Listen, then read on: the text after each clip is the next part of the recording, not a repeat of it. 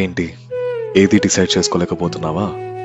ఇది చేస్తే కరెక్టా, అది చేస్తే కరెక్టా అని ఆలోచిస్తూ ఇంకా ఎన్ని రోజులు ఇలా ఉండిపోతావు? నీ డెసిషన్స్ నువ్వు తీసుకో. తప్పైతే పర్లేదు, మేబీ ఆ టైంలో కొంచెం పెయిన్ఫుల్గా ఉంటుంది, కానీ ఆ తప్పుల వల్ల ఏదో ఒక లెసన్ అయితే నేర్చుకుంటావు. అందరూ అంటూ ఉంటారు దేవుడు మన రాత ముందే రాసేసాడని, కానీ ఏం రాశాడో ఎవరికి తెలీదు.